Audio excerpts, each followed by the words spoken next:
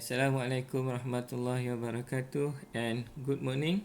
So we are still in Fourier Series where we discuss on properties and application of Fourier Series.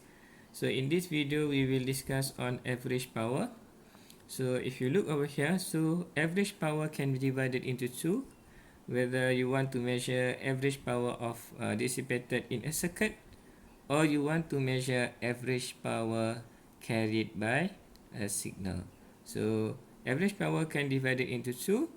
First one is average power dissipated in the circuit, and also average power carried by a signal. Okay, so you must be able to differentiate between these two category where, okay, so you have a circuit over here. For example, you have a circuit over here. Okay, so of course you have your input, okay, your input source over here, so your source, and then you have this one, your input, which is your VT, and this is your IT. Okay, and then this is your load, the circuit.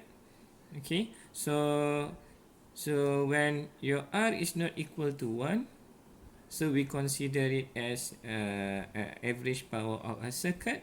But when your R is equal to 1, okay, so actually we calculating average power of a signal. Okay, so let's take a look on this one over here. Right. Okay, so for example over here you have a circuit. Here you have a circuit. Okay, so you have a circuit over here where you have your load, and then your input voltage, and also your input current over here.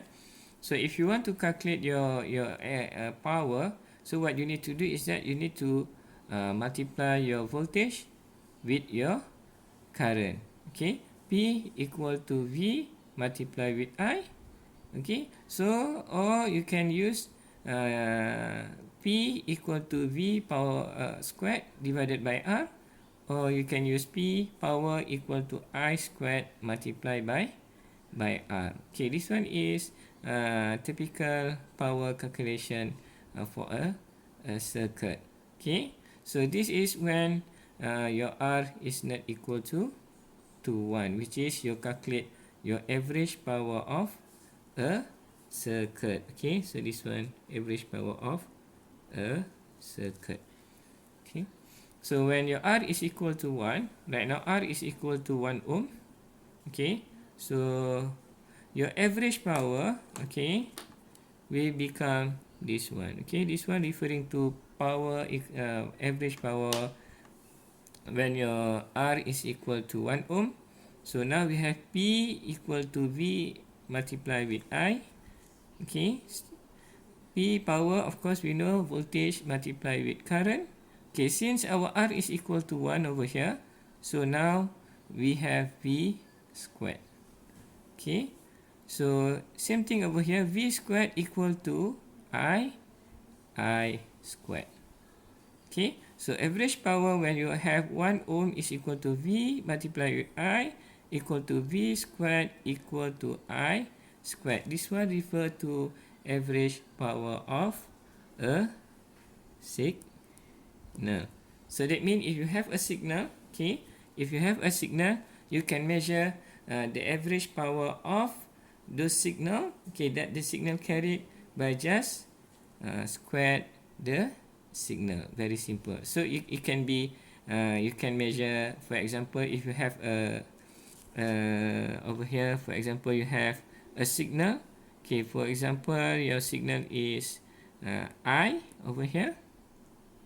Okay, and then you want to measure the voltage of your current over here, the average power of your current, by simply square your signal. Same goes to voltage. If you have voltage, okay, and then signal, so you can just square root of your V squared. Okay, this analogy can be implemented in any other signal. Okay, for example, you have signal X, okay, which is xt. Okay, for example, you have X. If you want to measure the average power of x will be x squared. Okay, and then if you have other signal, for example, you have y. Okay, so if you want to measure the average power of your y, will be your signal y over here will be y squared. You need to square your signal. Okay, so this is what it means. So this is when your resistor equal to 1 ohm. So we're referring to average power of a signal. Okay, so because of that over here, so we have for current, for circuit, average power of circuit R is not equal to 1, and then for average power of a signal R is equal to 1. Okay, so you need to be able to differentiate between these two. Okay, so the next one is that if you want to calculate your circuit average power of a circuit, okay, if you are given with I and Vt, of course in Fourier series, okay, and then it is must be in amplitude phase Fourier series, okay, which is you have over here for current. So you have It equal to I naught plus summation of Im cos m omega naught t plus theta m, which is this one is current, okay, in amplitude phase form. Okay, and then also you have over here your voltage Vt equal to V naught plus summation of n equal to 1 Vn cos n omega naught t. Okay, and then this one will be plus, okay, plus theta n. Okay, this one will be plus of theta n.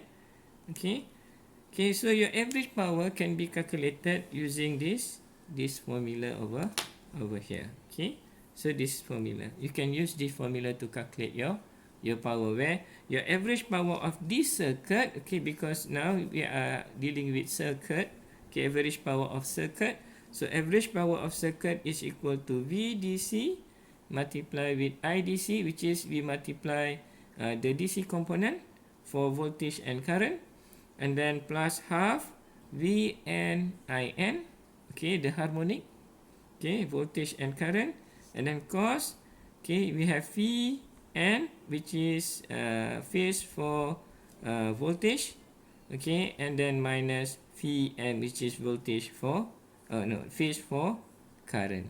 Okay, so this is the formula, very simple.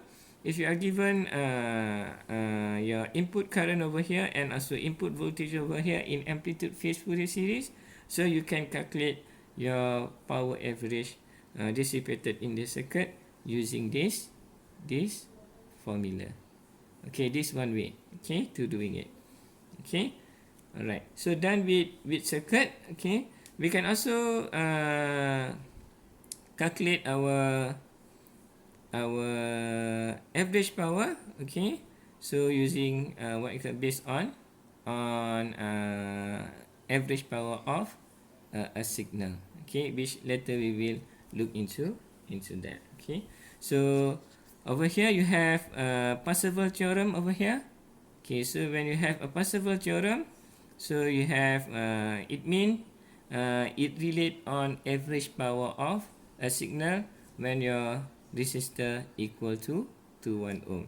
So Parseval theorem said that average power in a periodic signal, which we represent in Fourier series, this one, a periodic signal, of course, which we represent in Fourier series, okay, is the sum of average power in its DC component and the average power in its harmonic component. Okay, so if you look over here, so a sum of average power in its DC component and average power in its harmonic component. As we look over here, okay, so if you want to get power, average power for a signal, we need to square your signal. Okay, remember this. Okay, so that's the reason why if you look over here, okay, so we need to square our we need to square our signal over here. So for example over here, if you want to calculate average power of a signal, okay, using Parseval theorem, okay, so you have over here P1 ohm equal to X RMS.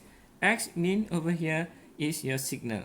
Okay, so if you refer to a circuit, of course you will refer to voltage and current, so it will be referring to I RMS, okay, for current, or V RMS.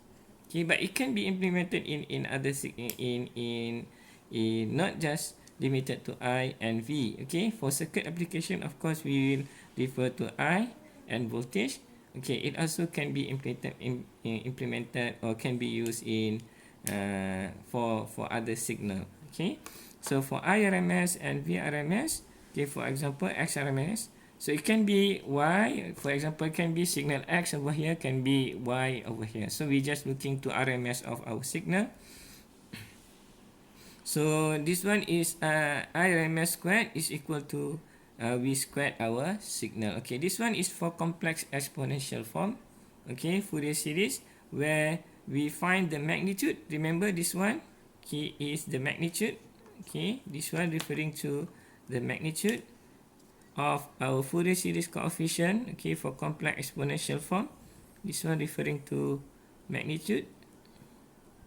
Okay, and then we square the magnitude, and then we sum all of it. Okay, from n equal to negative infinity to n equal to infinity. So we sum it. Okay, we find the magnitude of our Fourier series coefficient for complex exponential form. Okay, and then after that we square and then sum all of it. Okay, so that one is for complex exponential. This one. Okay, this one is for trigonometric form. Okay, this one will be in trigonometric form. Okay, this one, where you have A naught over 2, which is your DC component. Of course, you need to square it so that you can have your average power for your DC component. And then after that, you add your AN squared plus BN squared, okay, for average power for harmonic component. And then you add all together, and then you divide by half. Okay, this is equation for a trigonometric form if you want to find the average power. Okay, so for this one, amplitude phase form. Okay, this one for amplitude phase form, same thing. You need to find your average power for your DC, which is A0 over 2, and then you square it, and then plus half summation of AN squared. Okay, right? So it's very important that you want to know if average power for DC component or harmonic component, you need to square it. Okay, so something like over here, same as over here. Okay, so this one is for complex exponential form, this one is trigonometric form, and then this one is for amplitude phase form. So you can use, okay, this formula over here to calculate average power for a signal.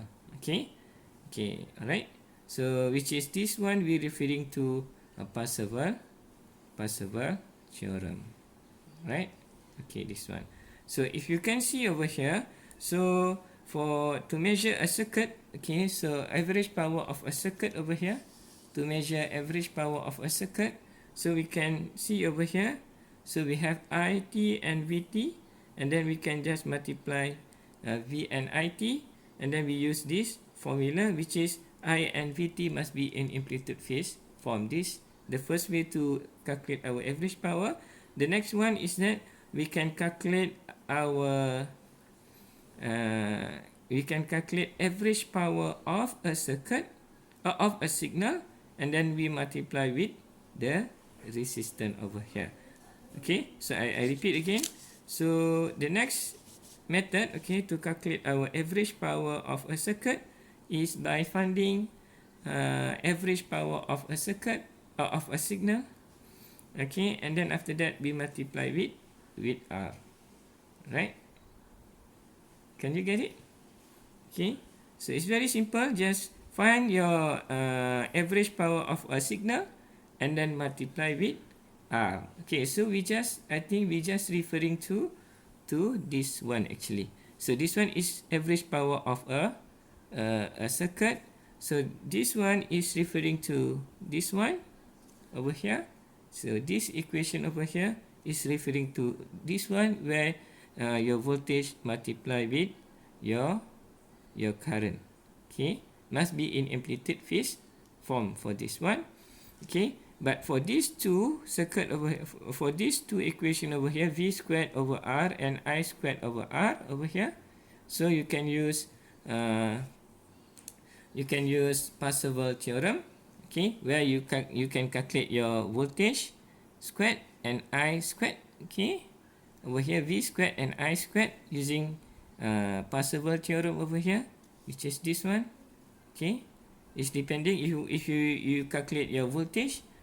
If you calculate average power of your voltage, so you will have V squared over here, so, okay, V squared. If you calculate current average power of your current, so you will have I squared. What you need to do if you calculate voltage, average power for voltage, so you need to just divide it by R. If you calculate using I squared, what you need to do is just multiply with R to calculate your average power of a circuit over here, okay. Because this one over here, okay, this one and this one, so these two over here, okay, where to put, okay, I think this one is referring to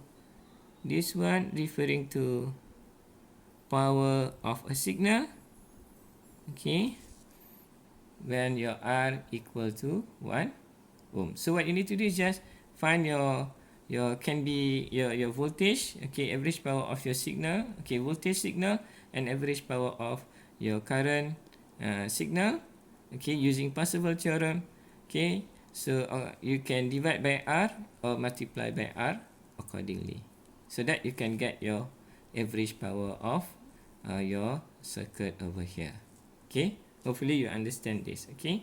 So as I said that over here, if you remember, for this one, average power of a signal, okay, which is x squared, and then it is in RMS value. For example, you have I RMS and V RMS, okay. So we can calculate our I RMS or V RMS or signal RMS, okay, root mean squared, okay. So by just square root our P 1 ohm, which is average power of the signal, okay.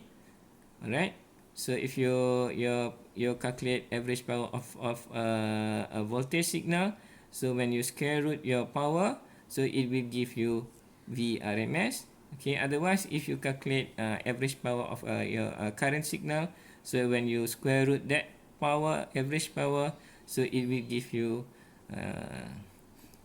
I RMS value, okay. So for example over here, this one is for voltage, and then this one is for your current RMS. This one V RMS, this one is I RMS, okay. So as a conclusion, if you look over here, so average power can be divided into two, which is circuit and signal, okay. So you can measure average power of circuit, average power of a signal, okay, where you can differentiate this by looking into your resistor value over here, your load or your resistance value, which if R is equal to 1, meaning that it's not equal to 1, meaning that you calculate your average power of a circuit.